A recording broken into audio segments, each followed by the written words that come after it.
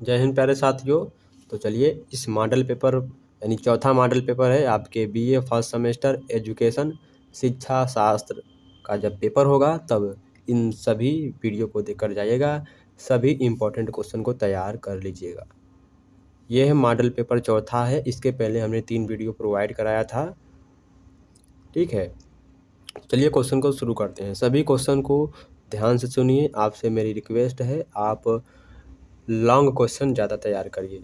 और यदि आप नए हैं तो चैनल को सब्सक्राइब जरूर करिएगा। यदि आपके भाई बहन मित्र पढ़ रहे हैं बीए फर्स्ट सेमेस्टर का, यदि इस बार एग्ज़ाम देंगे तो उनको यह वीडियो ज़रूर शेयर करिएगा। पहला क्वेश्चन इसमें दिया है, तो आप सभी जानते हैं यहाँ पहला देता है अति लघु 5 नंबर के 5 प्रश्न रहेंगे 2-2 नंबर के। पहला प्रश्न है, भावनात्मक एकता के विकास में शिक्षा 2 बार शिक्षा है ना, शिक्षा किस प्रकार सहायक सिद्ध हो सकती है। यहाँ पर यह एक शिक्षा नहीं रहेगा। ठीक है, दूसरा क्वेश्चन है, अंतर्राष्ट्रीय क्या दिया है, यहाँ पर अंतर्राष्ट्रीय थोड़ा गड़बड़ है। ठीक है, चलिए हम इसको सही कर देते हैं यहाँ पर। ठीक है, हाँ ये वाला अंतर्राष्ट्रीय रहेगा। यहाँ पर इसको यहाँ से कॉपी करते हैं, इसको हाँ यहाँ पर पेस्ट कर देते हैं। हाँ आप सही है। यहाँ पर पूछ रहा है, दूसरा क्वेश्चन है, अंतर्राष्ट्रीय अंत 2 बार हो गया, सॉरी इसको भी यहाँ से हम डिलीट करते हैं। हाँ आप सही है। तो यहाँ पर क्या दिया है, अंतर्राष्ट्रीय सद्भावना का अर्थ एवं परिभाषा बताएं। क्या है, अंतर्राष्ट्रीय सद्भावना यानी अंडरस्टैंडिंग शायद होता है। ठीक है, अंतर्राष्ट्रीय सद्भावना का अर्थ एवं परिभाषा बताइए। नेक्स्ट है तीसरा क्वेश्चन, अंतर्राष्ट्रीय अवबोध के विकास में बाधक तत्वों पर प्रकाश डालिए। अंतर्राष्ट्रीय अवबोध के विकास में यानी कि अवबोध का विकास के बाधक तत्वों का प्रकाश डालिए, यानी कि आपके जो क्या कहते हैं, आपको लक्ष्य के पाने में, जो आपका लक्ष्य है उसको पाने में जो जो कठिनाइयाँ होती हैं उसके बारे में बताना है। इस तरह से यह क्वेश्चन है। अंतर्राष्ट्रीय अवबोध के बाधक तत्व बताइए। तो यहाँ पर अंतर्राष्ट्रीय अवबोध के विकास में जो बाधक तत्व हैं उनको बताना है, फिर यहाँ पर अंतर्राष्ट्रीय अवबोध के बाधक तत्व बताना है। यहाँ पर देखिए कन्फ्यूजन मत होइएगा, दोनों क्वेश्चन सेम ही लग रहा है। तो यहाँ पर नेक्स्ट नया क्वेश्चन है, यूनेस्को क्या है।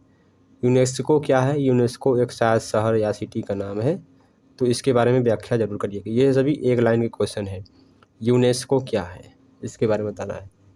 ठीक है, चलिए अब आगे बढ़ते हैं हम।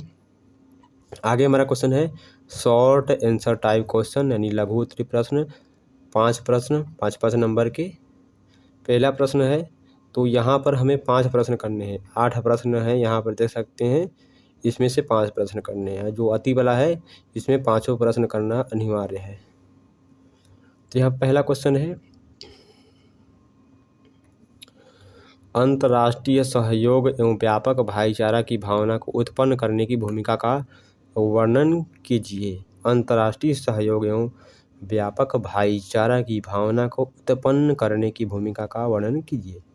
नेक्स्ट है, शिक्षा द्वारा मानवीय संसाधनों के विकास की व्याख्या कीजिए। क्या, शिक्षा द्वारा मानवीय संसाधनों के विकास की व्याख्या कीजिए। नेक्स्ट है, शिक्षा के औपचारिक और अनौपचारिक साधन क्या है। शिक्षा के औपचारिक और अनौपचारिक साधन क्या हैं, इनके अंत संबंधन को स्पष्ट कीजिए। यानी इन दोनों में क्या अंतर संबंध है उनको हमें स्पष्ट करना है। शिक्षा के औपचारिक अभिकरण कौन कौन से होते हैं। शिक्षा के औपचारिक अभिकरण कौन कौन से हैं। नेक्स्ट है, औपचारिक एवं अनौपचारिक में 5 अंतरों को बताना हमें। तो यहाँ पर अंतर को बताने का एक तरीका है, यहाँ पर इस तरह से लाइन खींच लेंगे। यहाँ पर क्या, ये इस तरह से बीच में लाइन खींच लेंगे, इधर औपचारिक इधर अनौपचारिक लिखेंगे, फिर वहाँ पर 5 अंतर बता देंगे। औपचारिक शिक्षा के गुण एवं दोष बताना है। क्या है, औपचारिक शिक्षा के गुण एवं दोष को बताना है। वही नीचे है औपचारिकेतर शिक्षा के गुण एवं दोष बताना है। यहाँ पर औपचारिक शिक्षा के गुण एवं दोष बताना है, नीचे है औपचारिकेतर शिक्षा के गुण एवं दोष बताना है। दोनों में कन्फ्यूजन है तो इसको आप देखिएगा। नेक्स्ट है, शिक्षा में अनौपचारिक साधनों का क्या महत्व होता है? शिक्षा में अनौपचारिक साधनों का क्या महत्व होता है? चलिए आगे बढ़ते हैं हम। आगे हमारा क्वेश्चन है right any two question long answer type question, यानी दीर्घ उत्तरीय प्रश्न, 2 प्रश्न 20 नंबर के। तो पहला प्रश्न है नवोदय विद्यालय क्या है? नवोदय विद्यालय क्या है? इनकी प्रमुख विशेषताएं को लिखना है। नेक्स्ट है नवोदय विद्यालयों के महत्व पर प्रकाश डालते हुए इनके पक्ष एवं विपक्ष में तर्क को प्रस्तुत करना है। नेक्स्ट क्वेश्चन यानी तीसरा नंबर क्वेश्चन है विश्वविद्यालय अनुदान आयोग के गठन को स्पष्ट करना है। यानी विश्वविद्यालय अनुदान आयोग का गठन कब हुआ था, किस समय हुआ था, उसको स्पष्ट करना है।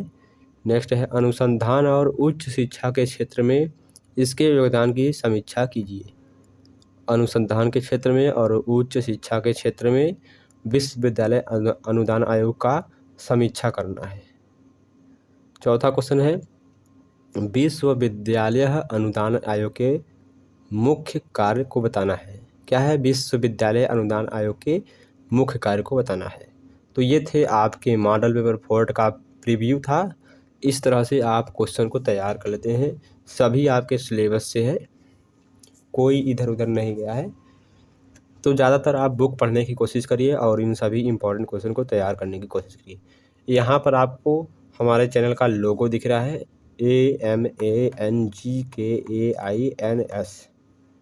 तो पूरे यूट्यूब पर आपको इस तरह से मॉडल पेपर नहीं मिलेगा। तो चैनल पर नए हैं तो चैनल को सब्सक्राइब जरूर करिएगा। चलिए मिलते हैं आपसे नेक्स्ट वीडियो में।